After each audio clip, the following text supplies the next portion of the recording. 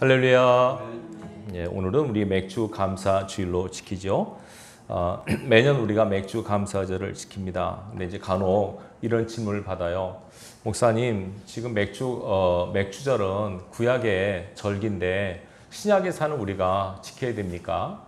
만약에 지켜야 된다면 6월절 수장절도 같이 지켜야 되는 거 아닙니까? 왜 맥주절만 지킵니까? 이런 질문을 받을 때가 있습니다. 성경에 보면 이제 구약의 어떤 말씀과 약속들이 구약 시대에 한해서 되어지는 것도 있고 신약 시대까지만 적용되는 부분도 있고 지금까지 유효한 것들도 있습니다. 그럼 지금까지 유효한 구약의 율법 중에서 가장 대표적인 것을 들라고 하면 십계명이죠. 십계명은 지금도 유효합니다. 구약 시대에만 적용된 법이 아니고요. 지금도 똑같이 적용되어야만 되고 실행되어져야만 하는 법이죠. 맥주절 같은 경우는 구약의 하나님께서 제정하신 절기지만 이게 주는 영적 의미가 깊어요. 그래서 우리가 지금 이 시대에도 맥주 감사절을 지키는 겁니다. 어떤 분은 이 교회에서 절기를 지켜서 성도들의 헌금을 내게 하려고 하는 게 아닌가라고 하는 말씀을 하는 분도 있습니다. 그런 취지로 보시면 안 되고요. 우리가 하나님을 믿을 때는 은혜를 받으면요, 좀 더 드리고 싶어요. 좀 더 하나님 앞에 베풀고 싶고 나누고 싶은 마음이 드는 게 정상이죠. 이렇게 우리 하나님 앞에 예배를 드리면서 헌금 낼 거리가 없나, 더 예배 드릴 거리가 없나 하는 게 은혜 받은 사람이지. 또 한 번 더 예배 드리래, 한 번 더 헌금하래, 이거 갖고 부담스럽게 생각하시면 안 됩니다. 여러분들이 혹시나 마음에 그 절기 헌금을 또 해야 되나, 맨날 이렇게 교회는 절기가 많아 이렇게 생각되시면 그렇게 생각하지 마시고 혹시 내가 하나님 앞에 좀 믿음이 떨어지지 않았나 라고 스스로를 점검하는 그런 계기로 삼으시기 바라요. 자, 맥주 감사절을 우리가 지키면서 제일 먼저는요, 우리 1년에 기독교에는 4가지 절기가 있죠. 봄에 있는 절기가 부활절이고, 또 여름에 맥주절이고, 가을에가 추수감사절이고, 겨울에가 성탄절이에요. 저는 이렇게 생각이 들어요. 봄, 가을, 겨울이 있는데 맥주감사절 없으면 그렇잖아요. 없는 것을 만들어서도 넣어야 된다고 생각이 돼요. 우리가 다 이 4절기는 다 감사가 들어가는 절기예요. 그렇죠? 그러니까 우리가 하나님 앞에 이 맥주감사절을 지키면서 제일 중요한 것이 하나님 앞에 늘 감사하는 마음을 갖고 살아야 된다는 걸 확인하는 시간입니다. 당연한 거지만 우리가 늘 잊고 살기 쉬운 거, 그렇죠? 처음에는 고맙게 생각하다가도 좋은 것이 은혜가 반복이 되다 보면 은혜가 은혜로 느껴지지 않을 때가 있습니다. 그렇겠죠? 그렇죠? 만약에 여러분들이 어떤 사고로 잘 보고 계시다가 눈을 다쳐서 시력을 잃게 됐다고 가정하십니다. 시력을 못 보게 됐어요. 그러면 딱 눈이 안 보이는 그 순간부터 이 생각을 합니다. 그동안 내가 눈을 뜨고 살았던 것이 얼마나 복이었나. 그렇죠? 그때 감사하지 못한 것을 후회하실 것이고요. 자, 그러다가 또 하나님께서 은혜로 눈을 다시 보게 하셨어요.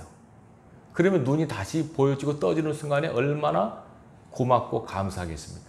하나님, 제가 다시 볼 수 있겠네요. 제가 눈이 다시 떠졌네요. 감사합니다.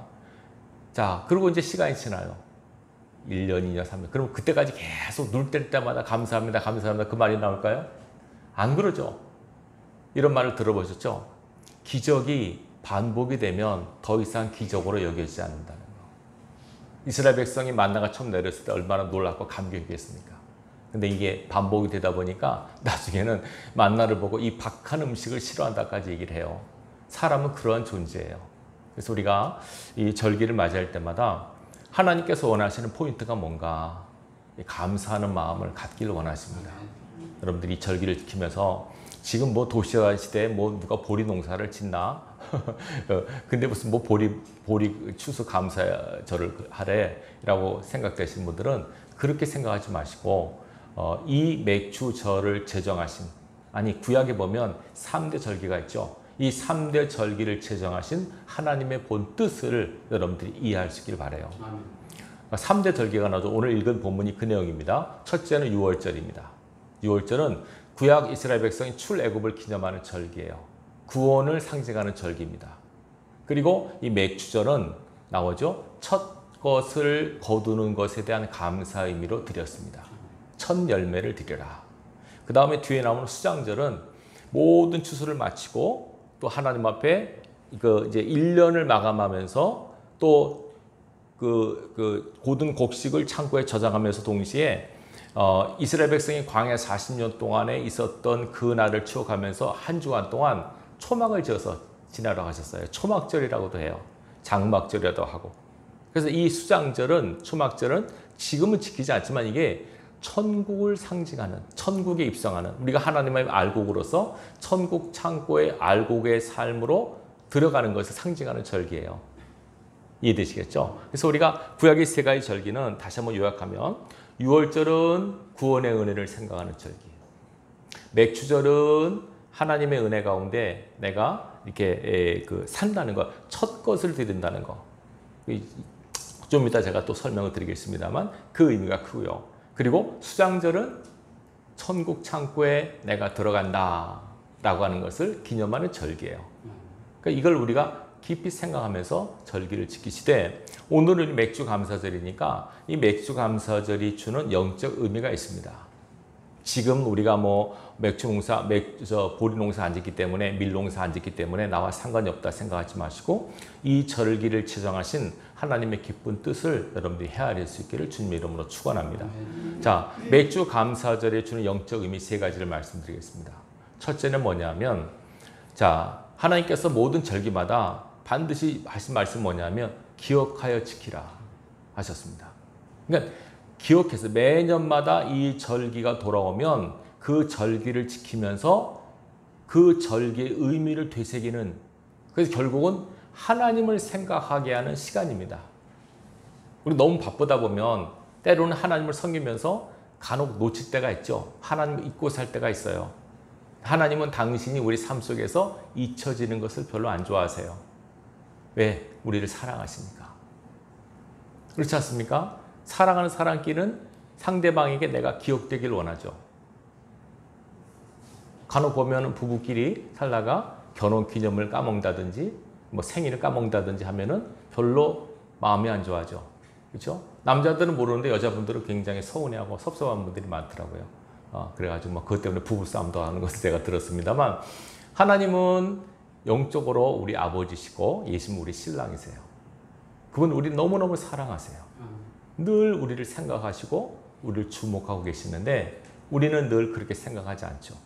우리는 삶을 살아면서 내 삶이 바쁘고 피곤하다 보니까 하나님에 대한 인식을 놓치고 하나님을 가끔씩 까먹고 살 때가 있어요.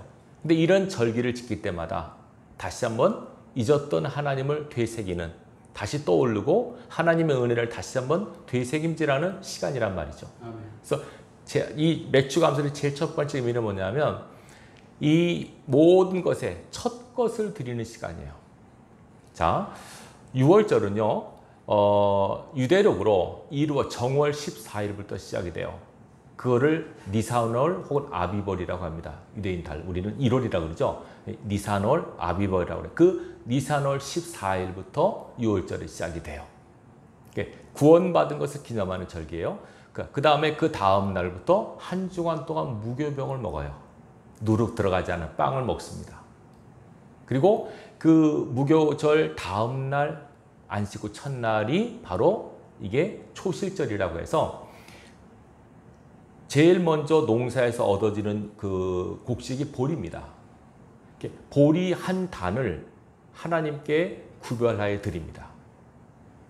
이해되시겠죠? 그래서 그걸 초실절이라고 해요. 초실, 첫 번째 드린 열매. 그리고 나서 초실절 후에, 그리고 나서 보리 농사를 짓는 거예요. 다시 말해서 보리 수확을 하는 거예요. 얼마 동안 하냐면 7, 7이 49, 그러니까 7주간 7번.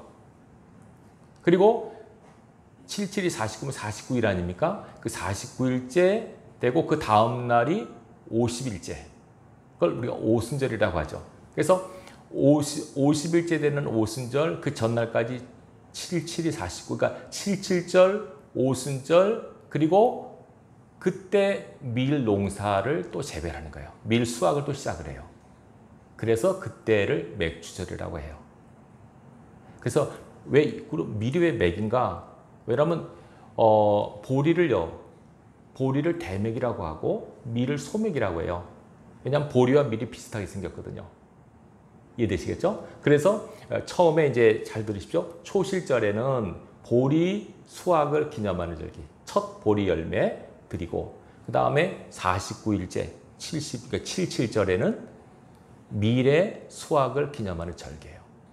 그래서 계속 농사 짓다가 마지막 수장절에는 다 농사를 끝내고 보리와 밀을 창고에 저장하는 절기가 수장절입니다. 자, 잘 설명 들으시기 바랍니다. 그래서 이 맥추절을 부르는 말이 초실절, 그리고 칠칠절, 그리고 오순절 이렇게 불러요. 맥추절. 네 가지로 불리는 거예요. 그래서 우리가 맥추절 하면 이 초실절부터 시작해서 50일째 되는 거, 그때까지 다 포함된다고 보시면 돼요. 초실절에는 보리의 첫 열매, 그리고 뒤에 맥추절 77절에는 밀의 첫 열매. 그러니까 중요한 것은 뭐냐면 농사의 첫 열매를 드리는 절기예요. 그러니까 우리가 이 땅에서 수고하고 땀 흘린 것의 첫 번째 수확물을 하나님께 드리는 절기. 이해되시겠죠? 무슨 말씀인지? 그래서 이 맥주절의 가장 중요한 것은 우리가 사는 삶의 수고와 노력으로 얻은 수확물 있지 않습니까? 이것을 제일 첫 번째 가장 좋은 것으로 구별해서 하나님께 드림으로써 이 열매가 하나님의 은혜로 된 것임을 인정하는 절기예요. 내가 물론 노력도 하고 땀을 흘렸지만은 하나님께서 은혜를 주신 겁니다. 여러분 땅에 농사를 지을 때 아무리 내가 농사를 잘 져도 하나님께서 비를 주셔야 되고 햇빛을 주셔야 되고 바람도 불게 하셔야 돼요. 그래서 농부는 항상 하늘을 보지 않습니까? 땅에서 땀을 흘리지만 마지막에 승부는 하늘에서 결정이 나는 거예요. 아무리 열심히 갖고도 하늘에서 비 한 번 안 내리거나 또 갑자기 태풍이 불어버리거나 가뭄이 들어버리거나 이러면은 농사가 망하는 거거든요. 그래서 농부들은 겸손해요. 아무리 그래도 마지막에 우리가 수고하고 땀을 흘리지만 결정은 하늘에 있구나. 이해되시겠죠? 그래서 우리가 지금은 농경시대는 아니지만 옛날 농경시대 때는 늘 하늘을 보면서 하늘을 우러러 살았어요. 그래서 농사하신 분들은 제가 이전에 들은 얘기인데요. 비가 오지 않습니까? 그럼 이렇게 말하더라고. 비가 오시네요. 그러더라고요. 비가 오신대요. 우리 비가 내린 데는 비가 온다 그러는데 비가 오신다 그래. 비를 존칭어로 써서 말을 하더라고요. 왜냐하면 농사하신 분들은 비의 중요성을 알기 때문에 그래요. 비가 한번 안 와보세요. 얼마나 힘든가. 그러니까 비가 온다. 비가 내리신다. 우리는 하나님이 물을 주신다. 이렇게 보시면 되죠. 하나님께서 물을 주신다. 네. 하나님 물 좀 주세요. 너무 가물었네요. 퍽퍽하지 않습니까? 하나님 물 좀 주세요. 이렇게 우리가 비가 올 때 그렇게 기도하십시오. 비도 하나님 내리시니까. 바람도 하나님 불게 하시니까. 그죠? 햇빛도 하나님께서 내려주시는 거니까. 그러니까 우리가 농사하면서 내가 수고하고 땀을 냈지만 이것의 결과는 하나님의 은혜의 산물이다 라고 하는 것을 인정하는 절기가 맥추절이에요. 첫 것. 그래서 하나님께서는 이 맥추를 통해서 얘들아, 나는 내가 너의 삶에서 첫째가 되길 원해. 첫 번째 기억되는 존재가 되길 원해. 너의 삶의 우선순위에서 내가 제일 윗자리에, 제일 앞서 너의 삶에 있기를 원해. 이것을 말씀하는 거예요. 여러분, 나도 모르게 우리 삶에서 하나님께서 이게 2순위, 3순위로 밀리지 않도록 조심하십시오. 항상 제일 먼저. 그래서 제일 먼저 우리가 아침 일어나자마자 하나님께 기도하셔야 돼요. 그리고 또 뭐 밥을 먹을 때도 기도하시고, 어때 내가 돈을 벌었다. 이것도 수확물 아닙니까? 이것도 감사하셔야 돼요. 자, 이렇게 첫 것을 드릴 때 보세요. 오늘 읽지 않았지만 23장 19절 보세요. 어떻게 드리냐면 19절 보시면 이렇게 나와 있습니다. 내 토지에서 처음 거둔 열매 가장 좋은 것을 가져다가 너희 하나님 여호와께 전해 드릴지니라. 어떻게 드리라고? 첫 것을 드리는데 가장 좋은 것을 드리라. 이해되시겠죠? 밭에서 추수했는데 다 봐도 그냥 다 시듯이 영양가 없는 거 이것 갖고 드리지 말고 최고로 좋은 것을 드려라. 거기 마음이 실렸기 때문에 그래요. 여러분 정말 내가 사랑하는 사람한테 드릴 때 그야말로 안 좋은 거 주겠습니까? 가장 좋은 것을 주고 싶은 마음이 인지상정이죠. 하나님께도 가장 좋은 것을 드리라는 그 마음을 하나님께서 받으세요. 여러분 기억하시기 바라요. 잠언 3장 9절의 유명 말씀이죠. 내 재물과 내 소산물의 처음 익은 것으로 여호와께 드리라. 그러면 내 창고가 가득히 차고 내 집틀에 새 포도즙이 넘치리라. 첫 것을 드리면 하나님이 복을 주신다고 약속하셨어요. 또 우리가 복 받기 위해서가 아니라 그저 하나님이 좋아서 하나님의 사랑에 너무 감사해서 이렇게 첫 것, 첫 시간 하나님 앞에 드리는 그 절기가 맥주절이에요. 그래서 맥주 감사를 지낼 때마다 혹시 여러분들이 혹시 내가 하나님 앞에 드림에 있어서 하나님을 너무 뒤로 미루지 않았나? 응? 내 삶에 있어서 우선순위 하나님이 계셨는가를 점검하는 시간 되시기 바라요. 그래서 혹시나 그런 적이 있으시면 하나님 죄송합니다. 이제부터는 하나님을 제일 앞서서 항상 염두에 두고 생활하겠습니다. 어떤 일 하든지 기도로 시작하고 그죠? 뭐든지 하나님께 여쭙고 그렇게 나가시는 삶을 살기를 하나님 원하세요. 하나님도 우리에게 그렇게 하시니까. 하나님 안 하시는데 우리만 그렇게 하면 맞지가 않잖아요. 하나님께서 너무 우리를 사랑하시는데 독생자를 주시기까지 사랑하셨는데 우리 그 사랑을 받은 저희가 그 사랑에 보답하는 삶을 사는 게 당연하죠. 여러분의 가장 소중한 것을 드리십시오. 시간도 가장 쓰고도 남은 시간이 아니고 헌금한 것도 쓰고도 남은 돈이 아니라 제일 먼저 하나님의 것을 구별하시고 하나님께 드리는 신앙의 훈련을 하셔야 돼요. 이거 훈련이 돼야만 하나님께서 기뻐하세요. 억지로 되기 처음에는 이제 뭘 자원하는 마음이 되지만은요, 나중에는 이게 뭐든지 신앙이 습관화돼 버리면 그냥 대충 하더라고요. 그러지 마시고요. 항상 하나님 앞에 가장 좋은 시간, 가장 좋은 곳으로 드리려고 하는 마음으로 여러분 마음을 채우십시오. 하나님 그 중심을 보시니까. 이것이 맥주절의 영적 첫 번째 의미고요. 두 번째 의미는 또 다른 데 있습니다. 왜 맥주절뿐만 아니라 이 절기가 왜 중요한가? 자, 신명기 16장을 한번 보십시다. 신명기 16장입니다. 9절부터 보겠습니다. 신명기 16장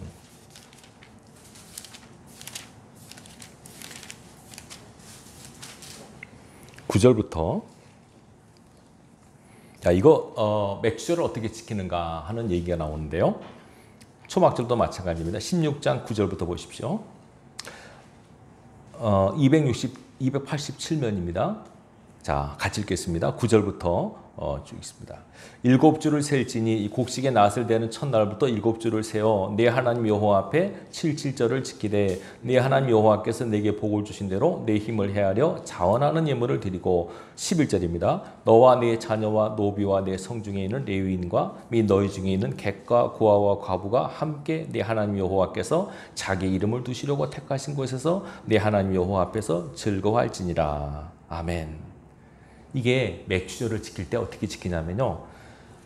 잔치 아닙니까? 그 절기를 지킬 때 혼자만 먹지 말고 누구와 함께 하라고요? 나오죠? 레위인과 하나님의 일을 맡은 사람들을 말합니다. 그리고 객, 나그네죠. 그 다음에 고아, 과부 이런 사람들과 함께 더불어 즐기라고 말씀하셨어요. 그리고 초막절도 마찬가지예요. 그 밑에 보면 14절 보시면요. 절기를 지킬 때는 너와 네 자녀와 노비와 네 성중에 거하는 레위인과 객과 고아와 과부가 함께 즐거워하라. 그러니까 함께 더불어 사는 자가 되라. 근데 누구와 더불어? 그냥 이웃이 아닙니다. 객, 나그네죠. 고아, 과부, 외로운 사람, 기댈 곳이 없는 사람, 사랑받지 못한 사람 이런 사람들 찾아서 그들과 함께 지내라. 함께 먹고 마시라. 라고 말씀하는 거예요. 이해되시겠죠? 절기 중요한 의미예요. 그럼 보세요. 자, 초실절에 보리를 딱 단을 걷어서 그때부터 약 50일 동안 보리 수확을 한단 말이에요. 그리고 또 맥주절부터 시작해서 또 밀 수확을 한단 말이에요. 그럼 수확한다는 건 뭡니까? 이 벼 베는 걸 말하는 거 아닙니까? 근데 어떻게 벼를 베느냐? 자, 하나 더 찾아볼까요? 너희가 밭에서 벨 때 밀이나 보리를 수확을 할 때 다 자르지 말라 그랬어요. 남겨 들어가셨어요. 누구를 위해서? 이런 사람들, 가난한 자, 또 객이나 이런 사람들을 위해서 다 자르지 말고 남겨두라. 수확을 할 때 그렇게 하셨어요. 그게 무슨 의미입니까, 그게? 그러니까 농사를 짓고 수확을 할 때 마음속에 항상 그런 사람들을 염두에 두고 수확하라. 그리고 그 절기가 돼서 함께 잔치를 벌일 때는 객이나 고아나 과부와 함께 먹고 마시라. 이렇게 말씀하는 거예요. 그래서 이 맥주절이라고 하는 것은 수장절도 마찬가지지만 항상 주위에 연약하고 힘든 사람들을 돌아보는 시간이 된단 말이에요. 그냥 혼자만 먹고 마시는 게 아니에요. 그래서 이 맥주절은 구약의 추수감사절과 같은 건데 이 추수감사절에는, 이 맥주감사절에는 이렇게 하나님께 구별하여 드리는 의미와 함께 사람들과 더불어 함께 즐거워 기뻐하는 절기인데 어렵고 가난하고 병든 사람들을 돌아보는 시간이에요. 이해되시겠죠? 그래서 수확도 항상 그냥 싹싹 그냥 남김없이 싹 하지 말고 남겨두고 여분을 남겨두고 모퉁이를 남겨두라. 들짐승도 먹게 하라. 가난한 자들이 따 먹게 하라. 고아들이 먹게 하라. 나그네들도 먹게 하라. 이렇게 하신 거예요. 그래서 그냥 누구네 밭에 가면 그냥 하나도 없다. 그것은 좋은 게 아닙니다. 밭에 가면 막 우리 밀감 농사하지 않습니까? 다 따지 마시고 좀 남겨두십시오. 새들도 먹고, 그죠? 뭐 고양이도 먹고, 지나가는 사람도 먹고 먹게 해야 돼요. 이게 하나님의 사람의 자세예요. 하나님께서는 우리가 너만 생각하지 말고 남들도 좀 생각해라. 이것이 맥주감사절의 중요한 의미예요. 하나님을 우선 생각하고 그 다음에 사람을 생각하는 절기가 되라. 이것이 맥주감사절을 지키는 원리입니다. 우리가 이 절기를 지킬 때마다 항상 나뿐만 아니라 내 주위의 사람들을 돌아볼 수 있는 시간을 가지셔야 돼요. 이해되시겠죠? 그걸 놓치시면 안 돼요. 그래서 우리가 맥주감사를 지킬 때마다 뭐 지금 우리가 보리농사 안 짓기 때문에 이게 무슨 의미가 있나 생각하지 마시고 이날 내가 잊었던 감사가 없나? 하나님의 은혜가 감사하지 않은 것이 없나? 되짚어 보시고 혹시 내 주위에 돌아볼 사람이 없나? 되짚는 시간이 되셔야 돼요. 그래서 어느 교회 같은 경우는 맥주감사, 헌금 같은 건 다 가난한 자에게 나누는 구제연금을 쓰는 교회도 있더라고요. 바람직한 거예요, 그게. 그게 하나님께서 원하시는 거니까. 이것이 맥주감사절의 두 번째 영적 의미고요. 세 번째 의미가 있습니다. 말씀드렸지만은 맥주감사절은요, 맥주절은 77절 오순절이라고도 불리죠. 그렇죠? 자, 이게 오순절하면 여러분 뭐가 생각납니까?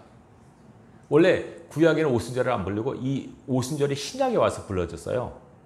구약에는 77절, 맥주절, 초실절 이렇게 불려졌거든요. 근데 신약에 와서는 이게 오순절이라고 이제 번역에서 나와요. 구약에서는 신약에서 77절이라고 말 안 하고 오순절이라고 해요. 우리가 알다시피 오순절에는 바로 성령이 임하신 날이에요. 이 의미가 있는 게 이스라엘 백성 출애굽하고 나서요. 시내산에 도착해서 율법을 받는 시간까지 50일이 걸려요. 50일이. 예수님께 십자가 타러 돌아가시고 부활하셨잖아요. 그리고 40일 계시다가 승천하시고 그리고 나서 10일 동안 기도하다가 성령이 오세요. 오순절날. 그래서 구약에 하나님께로부터 시내산에서 율법을 받은 날이 출애굽 후 50일이고요. 신약에 와서 성령이 오신 날이 예수님 돌아가시고 나서 50일째 되는 날이에요. 그래서 이게 영적으로 이 오순절, 이 맥주절이 오순절이라고 할 때는 무슨 의미인가? 바로 하나님께로부터 성령 받는 것을 기념하는 절기예요. 그래서 요새는 이거를 이제 성령 강림절을 따로 구별을 지키거든요. 근데 이제 저희 교회가 이번에 성령 강림절을 못 지켰어요. 그래서 이 맥주절에 성령 강림절의 의미를 여러분 생각할 수 있길 바라요. 이게 왜 중요하냐면요. 잘 들으십시오. 6월절, 구약의 6월절 다음 날이 무교절, 다음 날이 초실절이거든요. 예수님은 6월절 어린 양이세요. 그래서 예수님께서 금요일날 돌아가시고 안식하시고 주일날 새벽에 부활하세요. 다시 말하면 예수님께서 부활하신 날이 구약으로 보면 초실절이에요. 그래서 초실절을 예수님 부활을 상징하는 절기로 봐요. 학자들은. 초실절은 첫 열매예요. 예수님 부활도 고린도서 15장 20절 보면 잠자는 자들의 첫 열매가 되셨도다. 부활의 첫 열매로 예수님께서 딱 따신 거예요. 첫 열매라고 하는 것은 딱 한 번이 아니라 그때부터 시작해서 계속 예수님의 부활을 따라서 부활체로 우리가 살게 된다는 거, 변형된다는 걸 말해요. 이해되시겠죠? 그래서 이 오순절이라고 하는 것은 아, 하나님께서 열매를 주시는 절기구나. 예수님의 부활. 왜냐하면 보세요. 로마서 8장 11절에 그리스도 예수를 죽은 자 가운데서 살리신 이의 영이 너희 안에 거하시면, 그리스도 예수를 죽은 자 가운데서 살리신 이가 너희 안에 거하시는 그의 영으로 말미암아 너희 죽을 몸도 살리시리라. 이렇게 기록되어 있어요. 잘 보세요. 그리스도 예수를 죽은 자 가운데서 살리신 이의 영. 그게 뭡니까? 성령이에요. 성령이 너희 안에 거하시면, 그리스도 예수를 죽은 자 가운데서 살리신 이가 너희 안에 거하시는 그의 영, 성령으로 말미암아 너희 죽은 몸도 살리시리라. 아, 성령께서는 예수님을 부활시키셔서 첫 열매를 낳으신 거구나. 성령의 첫 열매는 예수님 부활이에요. 그래서 그 성령께서, 예수님께서 보세요. 예수님께서 승천하신 다음에 우리에게 선물로 주신 분이 성령이에요. 그죠? 성령께서 오셔서 첫 열매로 나온 것이 뭔지 아세요? 교회입니다. 교회. 성령의 열매가 교회입니다. 그 교회라고 하는 것은 건물이 아니고 예수를 믿는 사람들의 모임이 교회예요. 그리고 그 모임 속에 다 하나님의 영, 성령이 거하세요. 예수 믿는 저와 여러분 속에 성령이 거하셔서 뭐 하십니까? 우리에게 성령의 열매를 맺게 하시는 거예요. 그렇죠? 성령께서 우리 안에 거하셔서 하신 일이 그거예요. 갈라디아서 5장 22절에 보면, 그죠? 성령 열매가 뭡니까? 사랑, 희락, 화평, 오래 참음, 자비, 양선, 충성, 온유, 절제, 이 9가지 열매를 우리에게 맺게 하시는 거예요. 누가요? 성령께서. 성령께서 이 열매를 우리 속에 들어서 맺게 하시는 거예요. 그러니까 오순절날 성령이 오신 목적은 바로 우리 안에 계셔서 하나님이 원하시는 열매 맺는 삶을 살게 하시기 위함이에요. 왜냐하면 입만 무성한 무화과 나무가 되면 저주를 받아요. 여러분 삶에 이 오순절은, 그 맥주절은 내 삶의 열매가 있나를 점검하는 절기예요. 예레미야 2장 3절 보면은요, 이렇게 말하고 있습니다. 이스라엘은 하나님의 첫 열매라고요. 예레미야 2장 3절에 나와 있습니다. 이스라엘은 열매래요. 하나님 앞에. 우리가 열매라는 거예요. 우리 자체가 열매예요. 성령께서 우리 안에 오셔서 우리를 통해서 성령의 열매를 맺게 하세요. 다시 말하면 이게 성령의 열매라고 하는 것은 예수님의 형상을 따라, 예수님의 성품을 따라 사는 삶이 열매란 말이죠. 여러분 신앙을 할 때 마지막 남는 게 열매예요. 열매 없는 신앙인은 하나님 앞에 책망을 받아요. 여러분 하나님 앞에 열매가 맺힐 수 있도록 사셔야 돼요. 그러니까 오순절 성령께서 오신 목적은 예수를 믿고 예수님 안에 삶을 살면서 하나님 원하시고 기대하시는 열매가 맺히도록 하시는 것이 성령의 목적이에요. 오순절날 성령이 오신 거. 그래서 맥주절이라 하면, 오순절이라 불리는 맥주절은 바로 열매를 맺는 절기임을 말씀하는 거죠. 그래서 우리가 맥주절을 맞이할 때마다 아, 나는 내 삶에 열매가 맺혀 있나? 라고 하는 것을 점검하시기 바라요. 정말입니다. 입만 무성한 무화과나무가 되면 하나님 앞에 진노를 삽니다. 책망을 받습니다. 가장 중요한 영혼의 열매, 나의 삶의 인격적 열매가 얼마큼 맺혔는가를 점검하셔야 됩니다. 아까 말씀드린 갈라디아서 5장 22절의 말씀처럼 나는 과연 이런 성품적 인격적 열매가 맺혀 있는가? 거기 보면 성령 열매 중에 뭐 기도 많이 하는 거, 헌금 많이 하는 거 이런 거 없어요. 다 성품의 열매예요. 얼마나 온유한가, 얼마나 절제하는가, 그죠? 얼마나 화평하는가, 얼마나 참을 수 있는가, 이런 것들이 다 열매란 말이죠. 하나님 앞에 드릴 것 있는 삶을 사셔야 돼요. 그래서 이 삶을 잘 살다가 마지막 수장절에 하나님의 천국 창고에 알고로서 여러분들이 들러갈 수 있어야 돼요. 그날을 기억하고 그날을 사모하며 사는 것이 우리네 신앙이에요. 자, 맥주 감사들을 맞아서 정리하십시다. 첫 번째 맥주 감사의 중요한 의미는 하나님을 먼저 생각하고 그 은혜 감사하는 절기. 그리고 두 번째는 뭐라고요? 우리 주위에 어려운 사람들을 생각하는 절기.